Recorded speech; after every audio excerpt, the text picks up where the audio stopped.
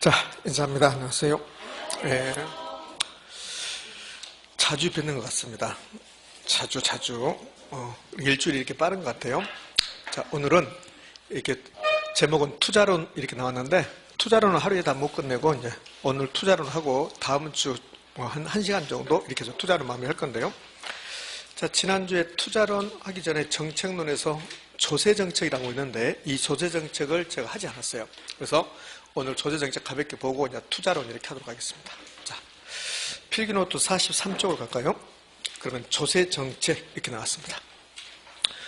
매년 한 문제는 출제하지 않고 3년에 2문제 정도 출제하고 있는데, 그동안 이 조세정책에서 가장 많이 출제했던 부분이 일반 부동산 조세 이렇게 구분해 봤고, 조세 기능, 그 다음에는 조세 부과의 이제 경제적 효과라는 게 있고, 그 다음에 4번 조세 전가와 기차 이렇게 나와요.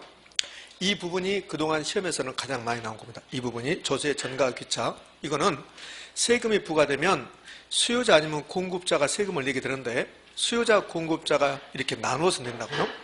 수요자가 전부 내는 경우, 공급자가 전부 내는 경우는 특수한 경우고, 수요자가 일부, 공급자가 일부 내는데, 그러면 누가 많이 내는가? 이제 이 부분이 조세 정책에서는 가장 많이 나오는 부분이고, 요 4번까지가 이제 잘 나오는 거고, 그 다음에 이제 5, 6, 7은 기타, 5, 6, 7, 기타. 6번은 제가 아무것도 안 써놨잖아요. 뭐 20여 년 전에 이거 나오고 요즘은 거의 나오지 않으니까요. 5번 정도가 잘 나오고 이렇게 되어 있습니다. 그러니까 5, 6, 7은 얘는 단독 문제 나오는 게 아니라 지문 들어간 거예요. 자, 그럼 이제 조세정책을 시작할 때, 이제 최근 한 3번에 걸쳐서 자주 나왔던 게 이겁니다. 이거는 세법선생님한테 배우는 거예요. 부동산 조세는 부동산을 취득할 때, 가지고 있을 때, 보유할 때, 처분할 때 세금을 내게 되는데, 취득할 때 내는 세금과 보유할 때, 그 다음에 처분할 때 내는 세금을 여러분이 구별할 수 있는가를 물어보는데, 아마 이제 3번 연속 나왔으니까 여러분 시험에서 나온다 하면 이게 쟁점이 되진 않을 거예요. 나올 수는 있지만, 지문에 나올 수 있지만 쟁점이 되진 않겠죠. 3번 연속 쟁점이 돼서 이게 이제 답을 준단 말이에요. 답은. 그러니까 이것만 가지고 한 문제를 만들지 않고 지문 2-3개 넣고 거기서 답을 만들어 줬는데, 그럼 이제 쟁점이 돼서 출제했던 게 이제 이런 걸 했단 말이에요. 이렇게 출제한 적이 있어요. 다음 중 국세이면서 보유세, 보유세이면서 국세인 것은 그랬다고. 그러면 보유 단계에서 내는 세금이 종합부동산세와 재산세가 있는데, 그 중에서 국세에 있는 거 그랬다고. 그 답이 종합부동산세 답이었다고. 그 다음에 이제 작년 같은 경우는 어떻게 출제했냐면, 자, 틀린 거 그래요. 그러면서 이렇게 내요. 재산세는 지방세로서 취득 단계에서 내는 세금이다. 옵니까? X입니까? X죠. X. 그러니까 요거는 이제 암기상에 들은 거예요. 2차까지 공부하신 분들은 세법선생님한테 이거 다 들었을 거라고. 근데 2차를 안 하신 분들은 이제 요걸 암기하셔야 돼요. 취득할 때 내는 세금에 취득세가 가장 대표적인데, 취득세는 재산세고, 아니 지방세고, 등록면허서도 지방세인데, 상속이 취득이잖아요. 상속이 취득이라는 것은 아마 민법 선생님한테 배웠을 거고, 그 다음에 세법 선생님한테 배웠을 거라고. 공법 선생님한테는 상속이 취득이라는 것은, 상속이 취득이라는 걸 안 배울 거고, 저한테도 뭐 배우지 않을 거고. 그럼 상속이 취득이고 증여가 취득이거든. 그러면 상속, 증여는 취득할 때 내는 세금이잖아요. 근데 국세라는 소리입니다. 보유세는 내가 가지고 있을 때 내는 세금, 가장 대표적인 게 재산세, 그 다음에 종합부동산세, 국세, 지방세 나누고, 처분할 때 내는 세금 중에서 가장 대표적인 양도소득세인데, 그것은 국세고, 지방세를 굳이 쓴다면 뭐 지방소득세 정도 될 건데, 뭐 그 정도까지 쟁점이 되지 않고 이 정도가 쟁점. 이거는 이제 암기상에 드는 거예요. 자, 조세의 기능, 조세의 역할, 뭐 이거 외우는 게 아니죠. 생각해보면 너무나 당연한 거죠. 부동산 투기적 현상이 발생하고 있습니다. 부동산 샀다 팔았다 막 투기하고 있어요. 그러면 부동산 투기하면 세금 가지고 세금을 엄청나게 부과하면 되잖아요. 세금 엄청나게. 취득세, 양도소득세 엄청나게 부과하면 투기를 좀 억제할 수 있겠죠. 그런데 이제 문제는 세금을 부과해도, 세금 부과하고 나도 돈이 남으니까 투기를 하는 거지. 투기해서 만약에 1억 벌 수 있다. 그럼 세금은 2억 부과해버리는데 2억 부과하면 되는데, 투기해서 1억이 남는데 세금은 3천만 원밖에 아니다. 그럼 누구든지 다 하겠죠. 그래서 투기가 계속 성행하는 거예요.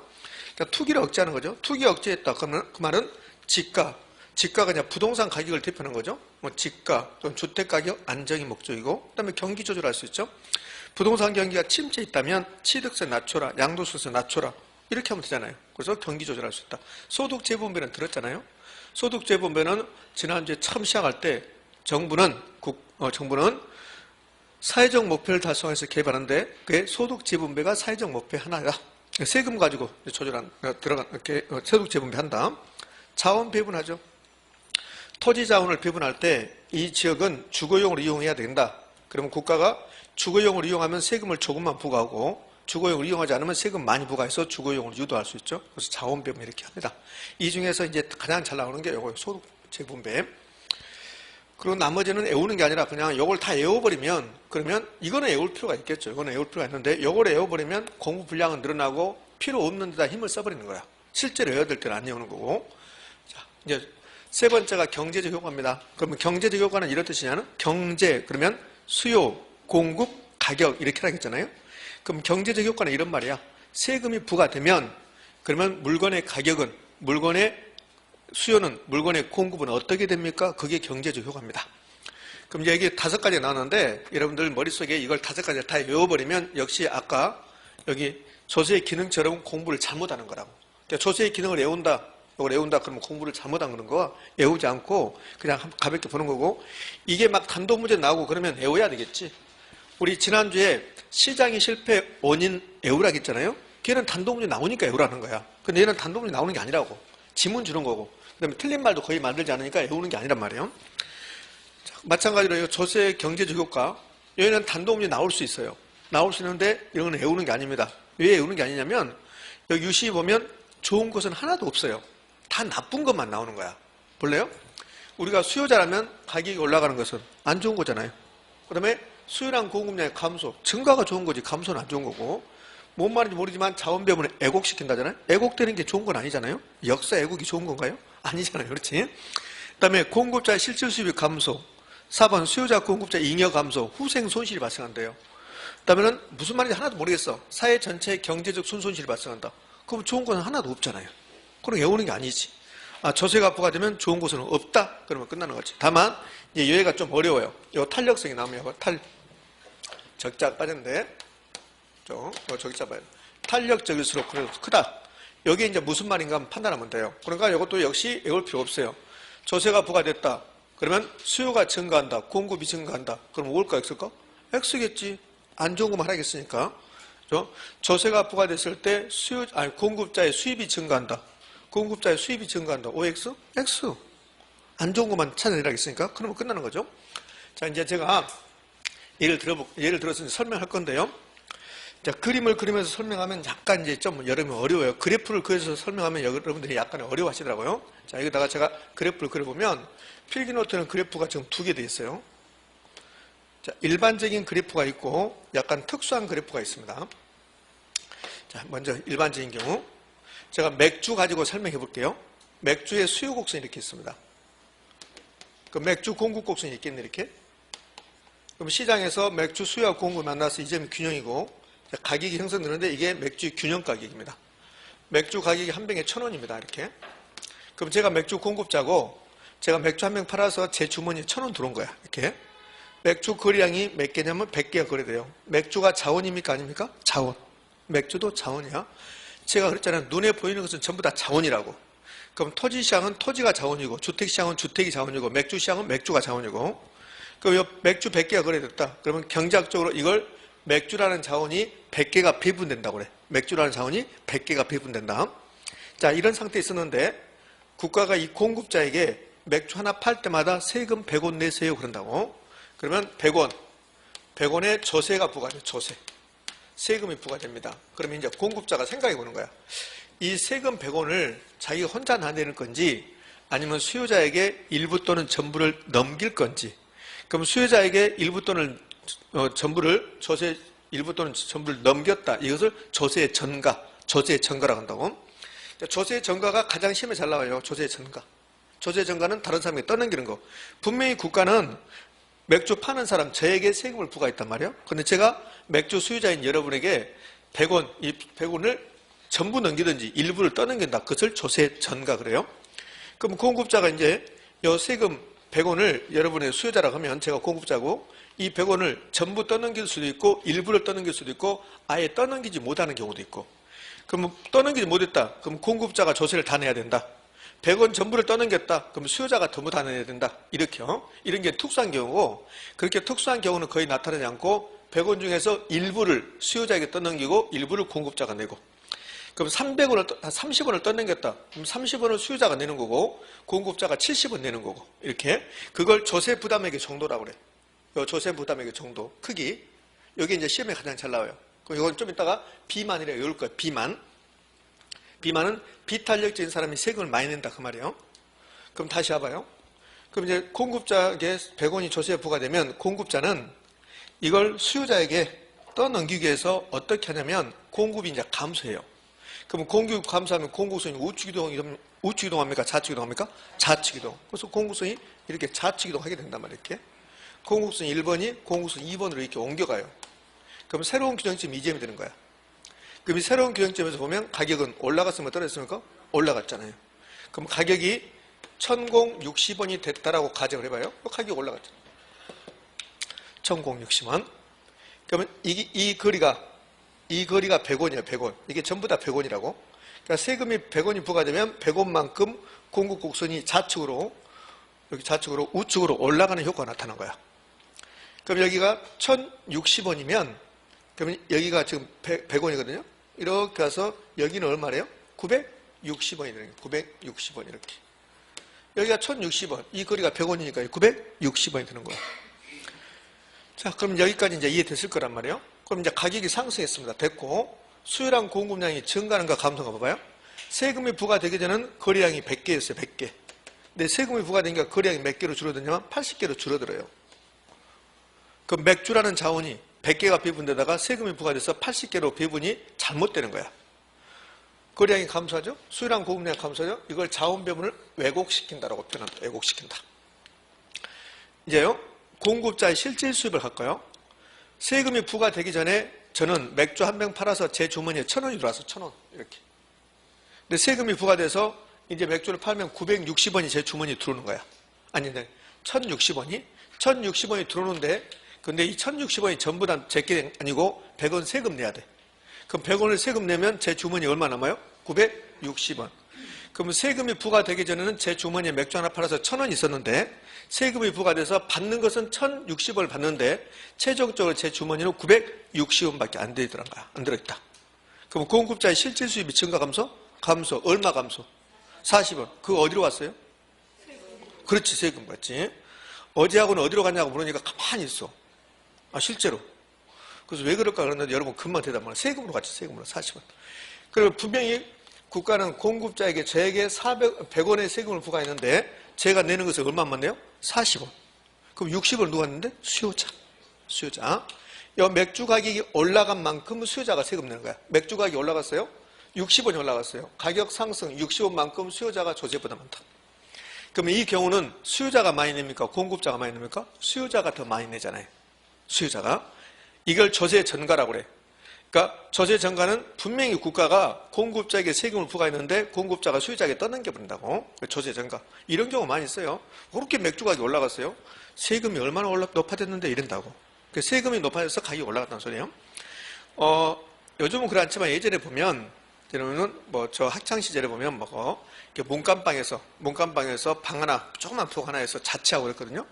그러면 월세 내는데 20만 하다가 아주머니 와가지고 다음 달부터는 22만 올려줘야 한다고. 왜요? 세금도 올라가고 좀 막 그런다고.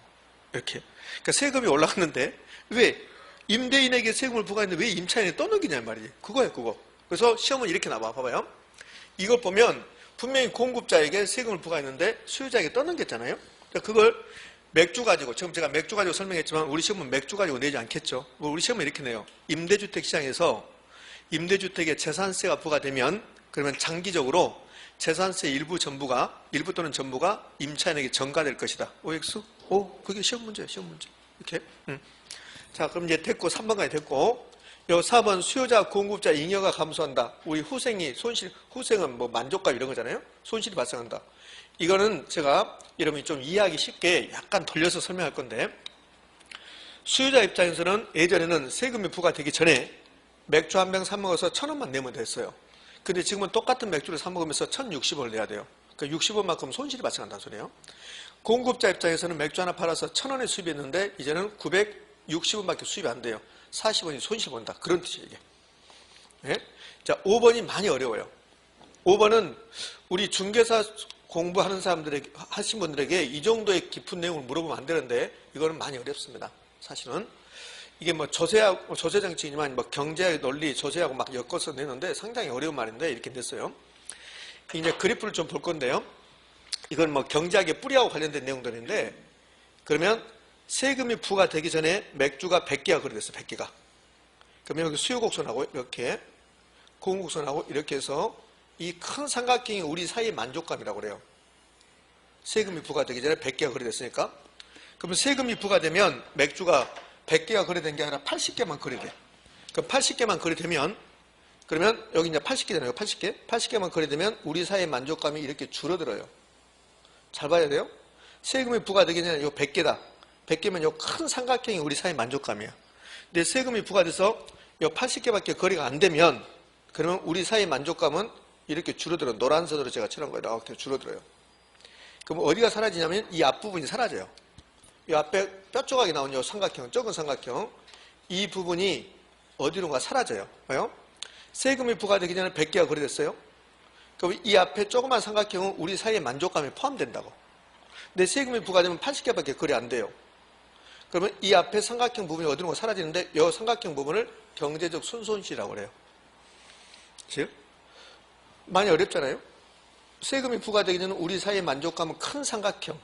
세금이 부과돼서 80개만 거래되면 우리 사이의 만족감은 이 삼각형은 좀 이상한 형태. 그럼 이 앞부분, 뼈 쪽 나온 조그만 삼각형이 세금이 부과돼버리면 어디론가 사라지는데 이걸 경제적 순손실이다 이렇게 표현해요. 이것도 어려워요, 지금. 그러니까 경제적 순손실은 뭘 좋은 거 아니니까 뭐 좋다 그러면 여기 경제적 순손실이 발생한다 그러면 세금 부과되면 좋은 게 없다 했으니까 옳은 말 이렇게 할 수 있어요. 근데 이게 됐는데 이제 여기까지는 이해를 못 한다 하더라도 손실, 안 좋은 거라 됐단 말이에요. 근데 이거는 더 어려워요. 그러면 경제적 순손실이 발생하는데 요거 이제 내고 그 다음에 이제 이걸 낸단 말이에요. 그럼 어느 경우에 경제적 순손실이 더 크게 발생하는가 이걸 낸다고? 이걸 약간 힘들어 하시더라고요. 자, 어느 경우가 탄력적인가 봐봐요. 여기 공급량이 100개였다가 80개로 줄어드는 경우 봐봐요. 맥주 공급량이 100개였어요. 100개였는데 근데 이게 1번 80개가 되는 경우하고 2번 50개가 되는 경우하고 어디가 더 탄력적이에요? 2번이 탄력적이에요. 공급량이 크게 변하면 탄력적이라고. 원래 100개였는데 그대로 100개야. 원래 100개는 그대로 100개. 그럼 공급량 변화가 있어요? 없어요? 없어요. 이건 완전 비탄력적이라고. 그러니까 공급량 변화가 크면 탄력적이라고. 그러면 80개로 감소하는 게 아니라 만약에 50개로 감소했다. 이거 50개로. 그럼 여기 50개면 그러면 이렇게 해서 우리 사회 만족감은 이렇게 줄어들어요. 이렇게. 그럼 80개가 되면 이 삼각형이 없어지는데 50개가 되면 이 삼각형이 없어져요. 이렇게 큰 삼각형이 이렇게. 그럼 탄력적으로 될수록 공급이 탄력적으로 될수록 삼각형 면적이 늘어나요. 이 삼각형 면적이 경제적 순손실이거든. 그럼 삼각형 면적이 크면 클수록 경제적 순손실이 커진다. 그럼 삼각형 면적이 커지려면 공급이 탄력적일 때, 비탄력적일 때? 탄력적일 때 이제 끝났어요. 저는 다 끝냈습니다. 자, 마무리 해볼게요. 세금이 부과되면 좋은 것은 하나도 없다. 가격이 올라간다. 가격이 올라간 만큼 수요자가 세금 낸다. 그 다음에 수요량 공급량이 감소하는데 이걸 자원 배분을 왜곡시킨다고 표현한다. 공급자의 실질 수입이 감소한다. 왜? 세금을 내야 되니까. 수요자 공급자의 잉여 감소, 사회 전체의 경제적 순손실 발생. 그거는 경제적 순손실은 공급이 탄력적일수록 커진다. 요것만 적자 빠진다. 요것만 기억하시면 돼요. 왜? 나머지는 좋은 건 하나도 없잖아요. 자, 됐어요. 자, 이걸로 끝나는 게 아니라 이제 그 옆에 그림을 보면 좀 특수한 그림이야. 왜 특수하냐면 공급곡선이 일반적인 공급곡선이 아니잖아요. 일반적인 공급곡선은 우상향이어야 돼. 이게 일반적인 공급곡선이야. 근데 공급곡선이 이렇게 수직선이에요. 공급곡선이. 이걸 이제 완전 비탄력적 그렇거든. 그럼 수요곡선이 이렇게 있었네요. 자, 여기 이제 가격에서 가격이 1,000원. 그런데 국가가 이 공급자에게 세금을 부과해요. 여기 이제 공급자에게 조세 부과합니다. 그럼 조세를 부과해도 이렇게 공급이 완전 비탄력적일 때는 공급선이 안 움직여요. 그러니까 공급선이 안 움직이니까 공급선이 그대로 이렇게 있는 거야, 이렇게. 그럼 공곡선 1번하고 공곡선하고 2번하고 똑같은 거예요. 이거는 1번하고 2번이 달라졌잖아요. 이렇게. 그러면 거리항이 100개. 거리항 변화가 있어요? 없어요? 없죠. 거리항이 감소하면 자원배분의 애곡. 거리항이 변하지 않으면 자원배분의 애곡이 없죠. 그럼 이걸 이제 말로 표현하면 공급이 완전 비탄력적인 경우에 조세가 부과된다 하더라도 자원배분의 애곡은 나타나지 않는다. 됐죠? 이 경우는 일반적인 경우는 세금을 수요자와 공급자가 이렇게 같이 나누어서 내요. 근데 여기는 세금을 누가 다 낼까? 공급자가 다 내요. 요 가격이 올라가야만이 수요자가 세금을 내거든. 근데 가격이 안 올라가잖아. 가격이 안 올라가니까 수요자가 세금 안 내죠. 그러면 공급이 완전 비탄력적일 때, 공급이 완전 비탄력적인 상황에서 조세가 부과된다 하더라도 자원배분의 애곡은 있습니까? 없죠. 자원배분의 애곡은 나타나지 않는다. 그 다음에 조세 전액 전부 전액 공급자 부담한다. 수요자 부담액은 없다. 이게 이제 특수한 경우요. 경제적 효과가 끝났습니다. 이제 가장 잘 나오는 게 세금에 부과되면 누가 많이 내는가? 그 조세 전가와 귀착, 이게 이제 부담액의 정도요. 자, 가볼게요. 이거 이제 지워버리고 다 있으니까.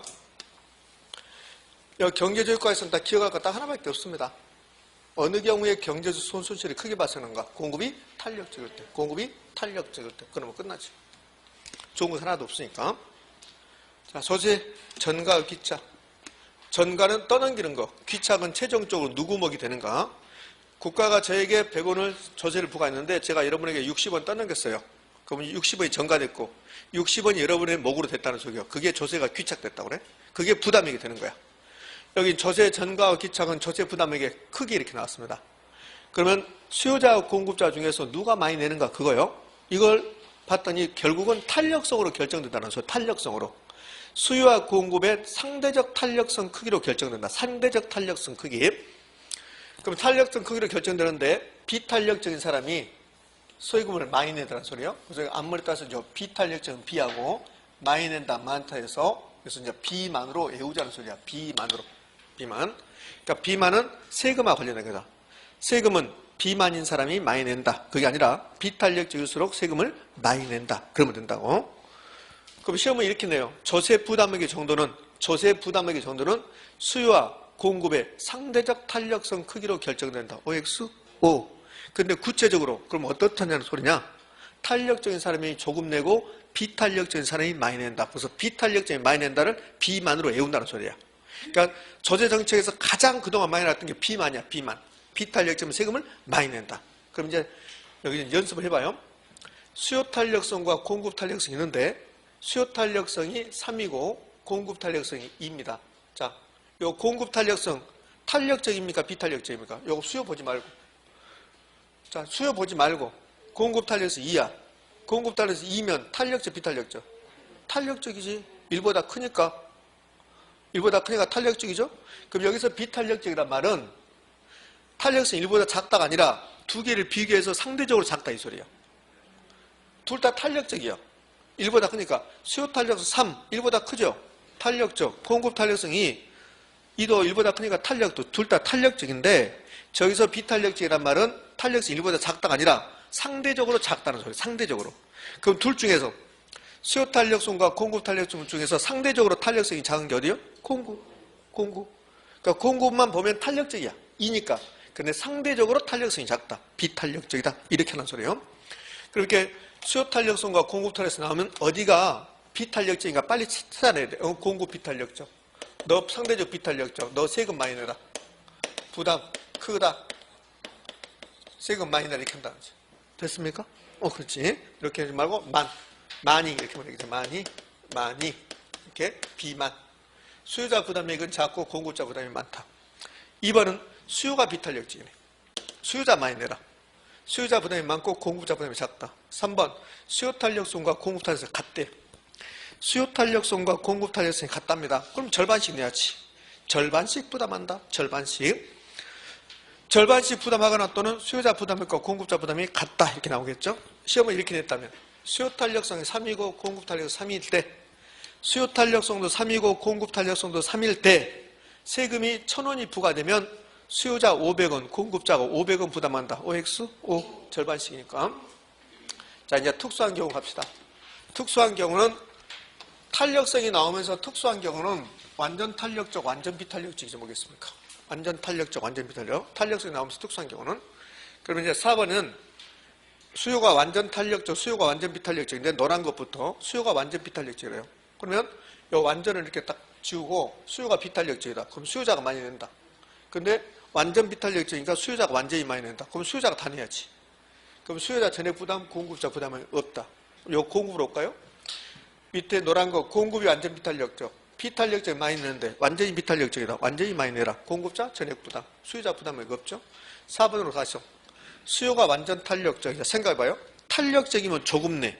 탄력적이면 그럼 완전 탄력적이면 완전히 조금 내. 그럼 수요자 내지 않는다. 공급자가 전액 부담한다. 그러니까 수요가 완전 탄력적인 경우, 수요가 완전 탄력적인 경우는 공급자가 전액 부담하고 수요자 부담액은 0. 5번 공급이 완전 탄력적이다. 그러면 공급자 부담액 없겠죠. 수요자가 전부 내겠네. 됐습니다. 이거. 여기 이제 기출지문이 나왔는데요. 이 기출지문 이제 5인데 이거 하기 전에 이게 토지 소유자가 있어요.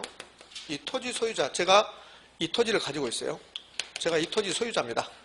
그럼 이 토지 소유자는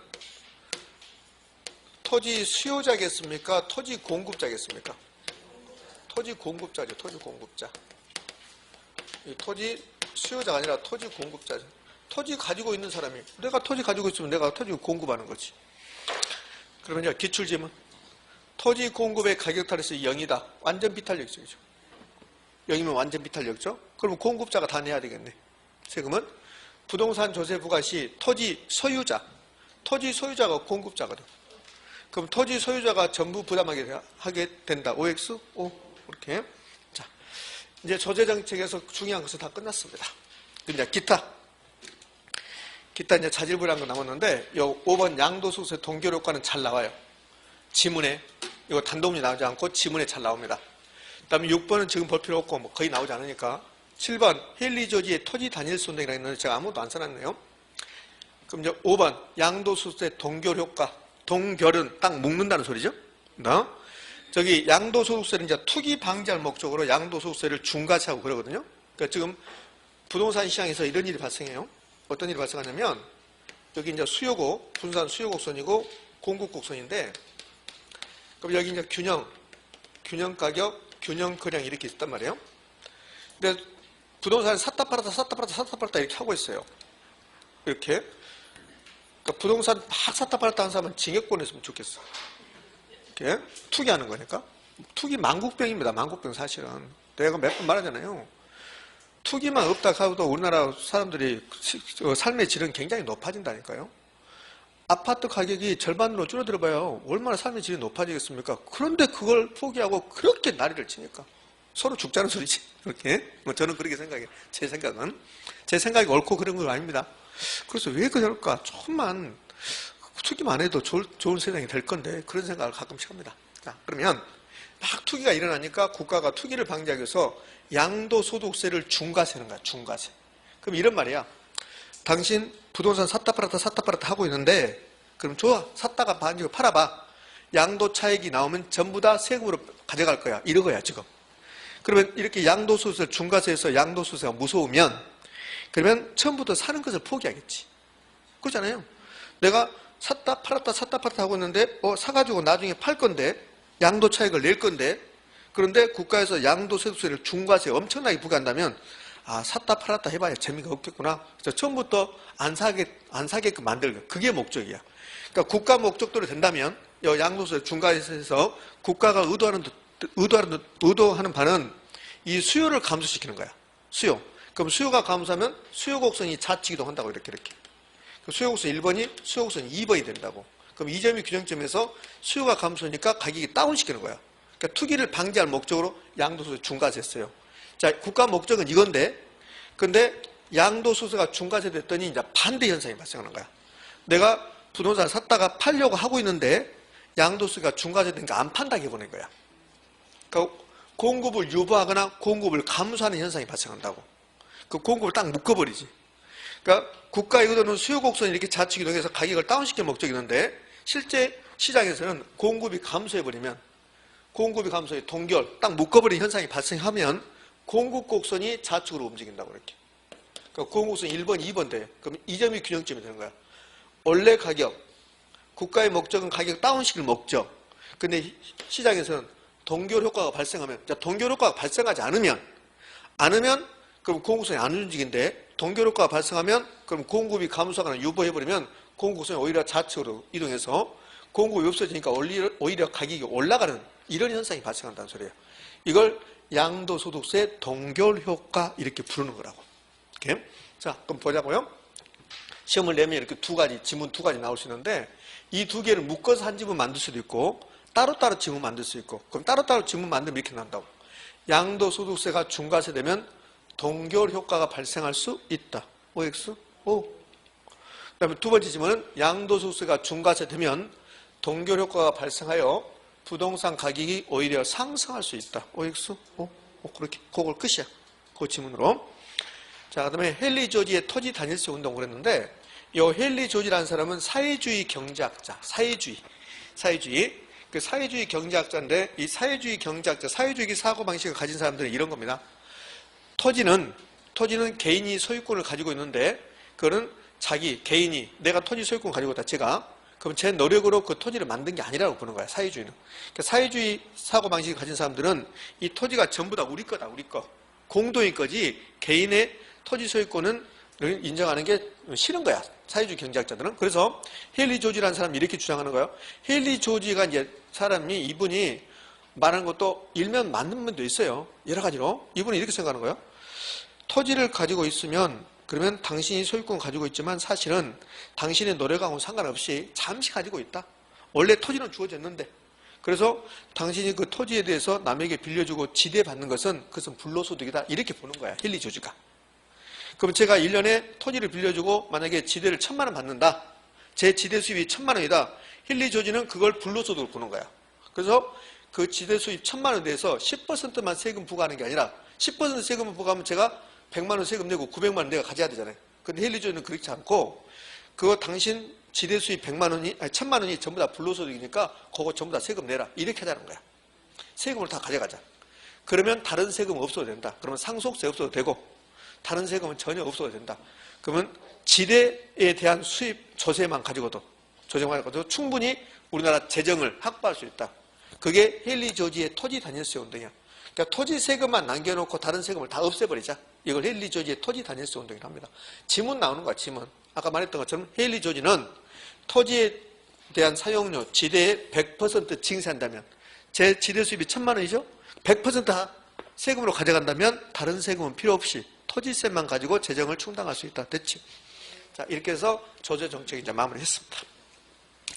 제가 조세정책에 대해서 지금 35분 이야기했는데 여러분들 기억 남는 것은 뭐가 기억 남아야 되냐면 비만, 그 다음에 부가 되면 좋은 것은 없다. 그렇죠? 그 다음에 부수적으로 거기서 경제적 손실이 발생하는데 그런데 어느 경우에 공급이 탄력적일수록 경제적 손실이 커진다. 이렇게 하면 끝이지. 자, 이제 여러분이 좋아하는 투자론 갈 겁니다. 여기 기출지문 나왔는데 기출지문 보고 투자론 가도록 할게요. 자, 1번. 증여세는 국세로서 옳은 말. 취득단계 부과는 조세이고 옳은 말이죠. 종합부동산세는 국세로서 보유단계에서 여기서 오타 났습니다. 보유단계에서 부과는 조세이다. 부과는 조세. 그럼 종합부동산세는 국세로서 보유단계에서 부과는 조세이다. 옵니까? 오죠. 2번. 재산세는 지방세로서 맞죠? 취득단계 부과는 조세이다. OX? X. 취득단계가 여러분 뭡니까? 보유. 이렇게. 3번. 소유자가 거주하는 주택에 재산세가 부과되면 그럼 주택 수요가 증가하고 틀렸죠. 수요 감소, 공급 감소, 자원배분 애고 좋은 것은 없다고 그랬잖아요. 그러니까 틀렸죠. 주택 가격은 상승한다는 옳은 말이야. 수요 증가가 틀린 말이지. 4번. 임대주택에 재산세가 부과되면 부과된 세금은 장기적으로 임차인에게 전가될 수 있다. 5번. 조세부과는 수요자, 공급자 모두에게 세금을 부담하게 하나 상대적으로 가격 탄력성이 낮은 쪽이 이게 비탄력적이잖아요. 상대적으로 비탄력적인 세금을 많이 부담하게 된다. 됐나요? 예, 5. 자, 이제 투자론 갑니다. 투자론은 이렇게 6개 파트로 이루어졌는데 어디 하나 중요하고 중요하지 않는 부분이 없습니다.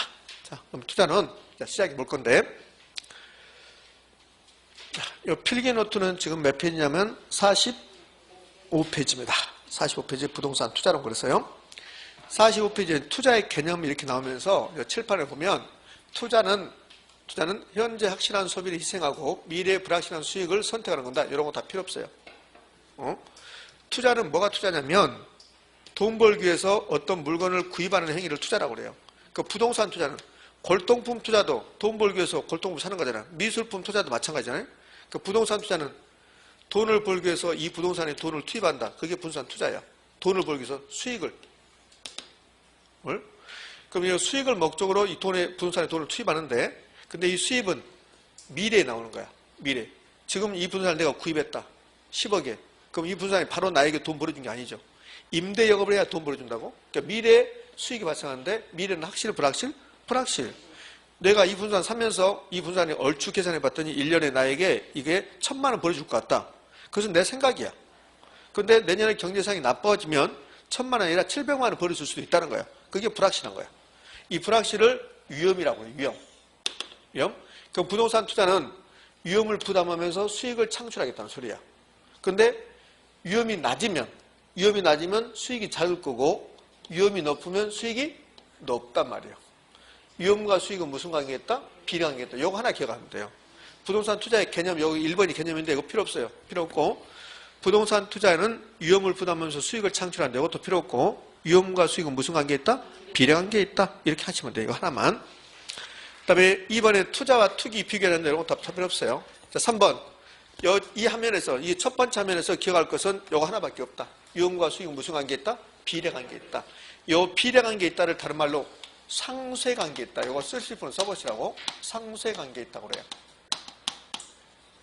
상쇄관계가 있다. 그러니까 시험은 한 번 이렇게 낸 적이 있어요. 뭐라고 냈냐면 위험과 수익의 상쇄관계란 위험과 수익의 비례관계를 말한다. 이렇게 했다고. 이게 무슨 말이냐면 이런 뜻이에요. 내가 위험을 많이 부담하면 이 위험을 없애려면 어떻게 돼? 수익을 많이 주겠다. 그래서 위험을 없애겠다. 이런 뜻이에요. 그러니까 위험과 수익의 상쇄관계란 위험과 수익의 무슨 관계다? 비례관계다. 비례관계다. 이런 뜻이에요. 자, 3번 투자 분석한단 말의 뜻.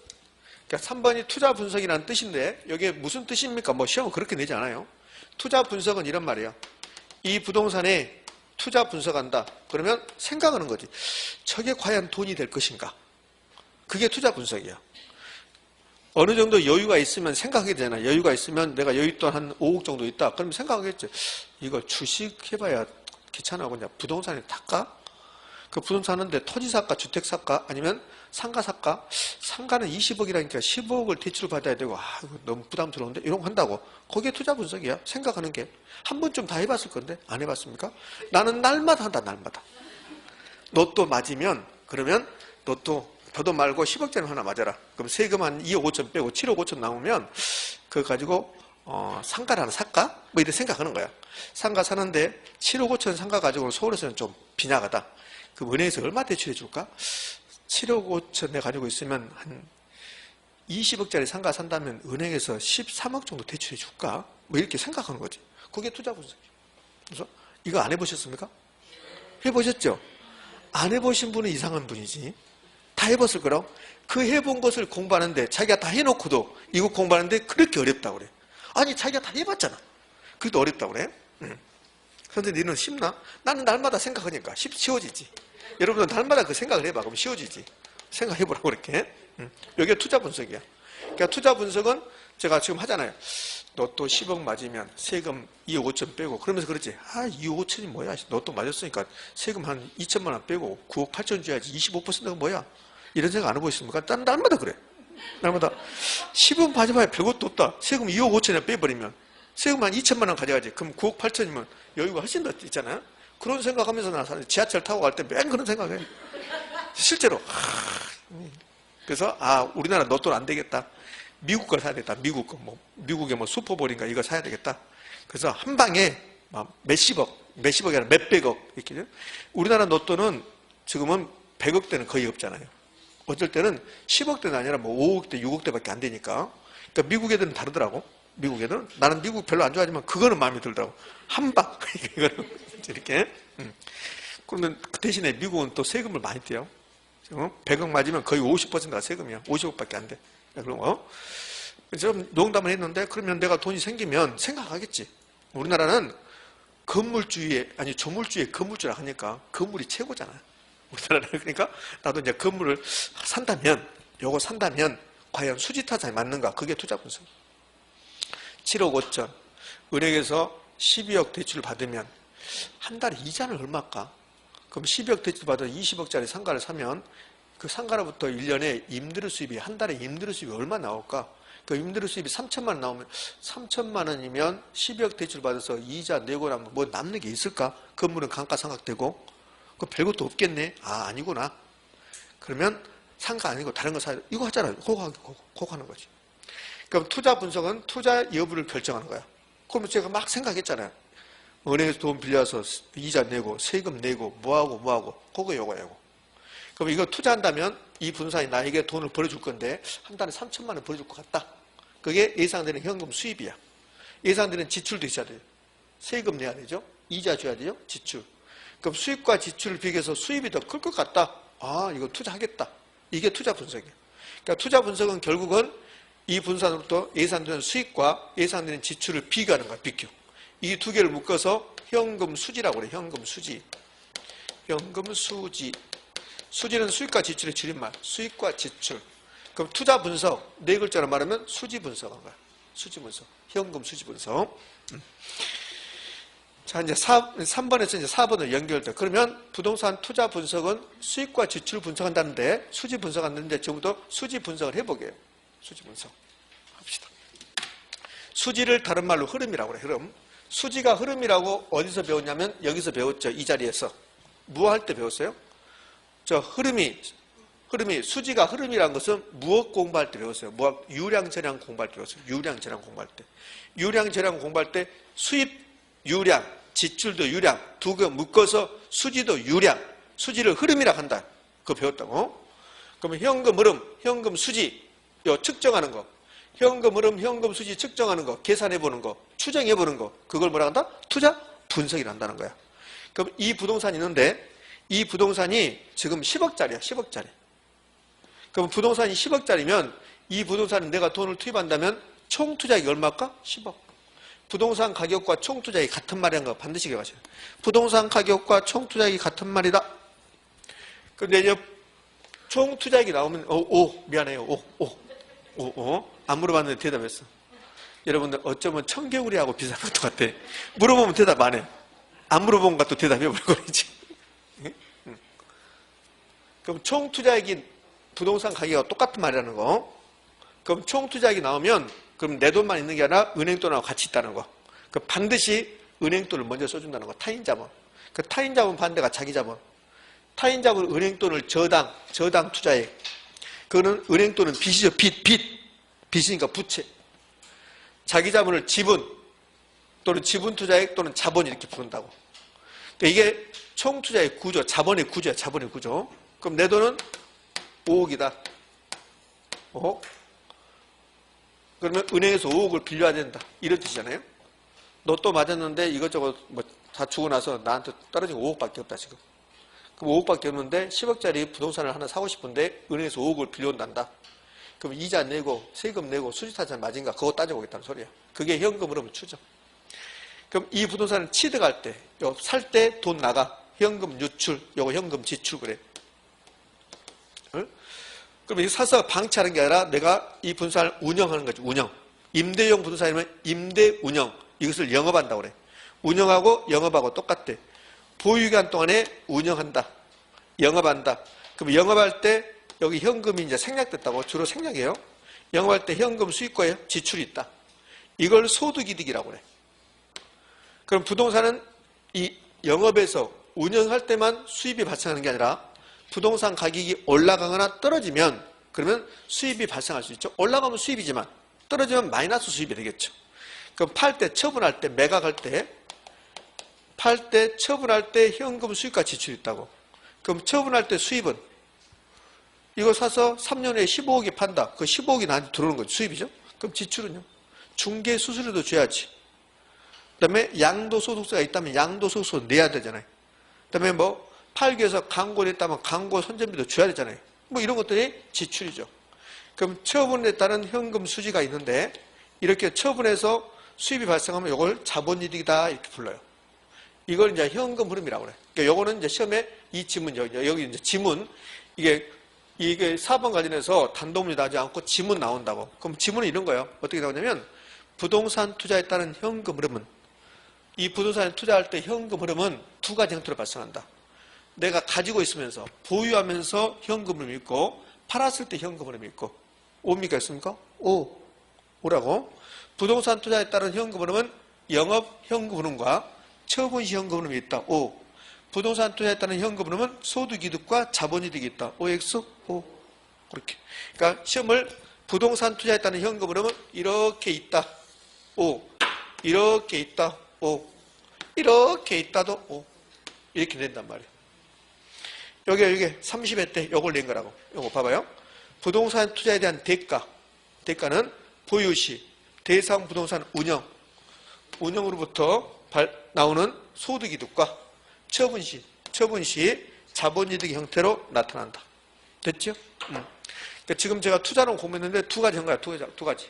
유형과 수익은 비례관계에 있다. 상쇄관계에 있다. 그 다음에 투자 분석한다는 것은 현금 수지를 추정한다는 건데 부동산 투자에 따른 현금은 두 가지가 있다. 그거 한 거야. 그거. 자 이제 부동산 투자의 장점, 단점이 있는데 그런 것은 뭐 단독문에 나오지도 않고 지문에 어쩌다 한 번씩 나오는 거니까 크게 신경 쓸 필요 없어요. 부동산 투자의 단점 중에 하나가 환금성, 현금화 가능성이 낮다. 그거고 장점은 여러 가지 있을 수 있는데 장점은 이 정도만. 인플레이션이 발생할 것 같으면 부동산 투자하는 게 훨씬 더 유리하다는 거. 여기 이제 바로 갔는데 제가 여기 화면에 없는데 책 보면 필기도서 45쪽 가면 마지막에 6번이 부동산 투자의 장점, 단점 나오죠? 그걸 굳이 막 기억할 필요 없고 거기 5번 가면 부동산 투자의 구매력 보호 효과 인플레이션 해지 나왔다고. 이제 여기 무슨 말이냐면 인플레이션이 여러분들 두 가지 의미를 가지고 있는 거예요. 인플레이션은 어떤 의미를 가지고 있냐면 첫 번째가 돈의 가치, 화폐 가치가 떨어지는 거예요. 화폐 가치 하락. 두 번째가 물가가 올라가는 거지. 순서를 바꿔볼까요? 순서를 바꾸는 게 여러분에게 좀 더 유용할 것 같아요. 그러니까 인플레이션은 1번 물가가 상승. 물건의 가격이 올라가는 거야. 2번 화폐 가치. 돈의 가치가 떨어지는 거야. 화폐 가치 하락. 돈의 가치가 뭘까? 돈의 가치. 왜 돈을 많이 가지고 있으면 좋아요? 물건을 살 수 있으니까 그래요. 그러니까 돈이 물건을 살 수 없다. 돈 가지고 물건을 살 수 없다. 그럼 돈은 아무 의미가 없어요. 그러니까 돈은 물건을 사는 힘이 있다고. 그게 화폐의 가치, 돈의 가치야. 그러니까 화폐 가치는 무슨 구매력이야. 구매력. 물건을 산다. 힘, 력. 구매력이라고. 그럼 화폐 가치가 떨어졌다. 구매력이 떨어진 거라고. 그럼 구매력이 떨어졌다를 가장 쉽게 말하는 게 만 원 가져가야 살 게 없다는 소리야. 그 왜 만 원 가져가 살 게 없어요? 물건의 가격이 올라갔으니까. 그러니까 인플레이션이라는 말을 가장 적절하게 표현한 것은 만 원 가지고는 살 게 없습니다. 그 말이야. 20년 전에는 만 원 가지고 커피 5잔 사 먹고 그리고도 4,000원이나 5,000원 남았어. 그죠? 만 원 가지면 친구 5명 만나서 커피 사주고 생색 내고 만 원 가지면 20년 전에는 만 원 가지잖아요. 그러면 친구 1명 만나서 짬뽕 먹고 커피까지 사주고 그래도 돈이 남았다고. 응? 좀 가장되게 해서. 그렇지? 여러분이 까우뚱까우뚱 하니까. 그럼 30년 전에 해볼까요? 30년 전에 실제로 그랬어. 30년 전에는 만 원 가지면 친구 만나서 짬뽕 먹고 그 다음에 커피까지 마실 수 있었다고. 30년 전에는. 근데 지금은요. 어떻게 그러대? 저 혼자도 짬뽕 못 먹는 혼자도 어떤 집 가면 짬뽕이 12,000원인데 이럴 수 있잖아요. 그건 안 돼요. 그게 돈의 가치가 떨어진 거라고. 왜? 물건의 가격이 올라갔으니까, 짬뽕 가격이 올라갔으니까. 그게 인플레이션이야. 그러면 이걸 시험에 내는 게 아니야. 이걸 시험에 내는 게 아니라 인플레이션이 발생할 때 당신은 돈 가지고 있을래요? 부동산 가지고 있을래요? 그 말이야. 부동산 가지고 있겠다는 소리야. 왜? 돈 가지고 있으면 돈의 가치가 떨어지니까. 근데 부동산 가지고 있으면 부동산 가격이 올라가 줬잖아요. 봐요? 10억이라는 돈이 있었는데 현금을 가지고 있었다. 인플레이션 10% 발생했다. 그러면 10억이 9억 되는 거야. 가치가, 실질 가치가. 10억은 그대로 있겠죠. 근데 실질 가치가 9억 되는 거야. 근데 10억짜리 부동산 샀어요. 부동산 가격이 10억이 있는 거야. 11억 되는 거야. 11억. 10% 올라가니까. 그럼 그 11억은 인플레이션 10을 빼버려도 그대로 10억이 된다고. 10억. 원래 10억이었잖아요. 그 인플레이션 발생했죠? 그러면 11억 됐죠? 인플레이션 뺀다 하더라도 그대로 10억. 그럼 인플레이션이 발생할 때 부동산 사면 그러면 10억이라는 가치를 그대로 가지고 있는 거야. 이걸 인플레이션이 발생할 때 부동산 사면 화폐 가치가 떨어지는 것을 막아주는 거야. 구매력을 감소시키는 것을 막아준다. 이걸 구매력 보호 효과 그런다고. 설명은 복잡하죠? 시험 지문은 이렇게 나와요. 부동산에 투자한다면 구매력을 보호하는 효과가 있다. OX? 끝. 자, 이제 한 페이지를 넘기면 46쪽에 지렛대 효과가 나옵니다. 이 지렛대 효과가 단독 문제 나올 수 있는 첫 번째 거야. 투자론에서. 자, 여기서부터 10분 쉬었다 합니다.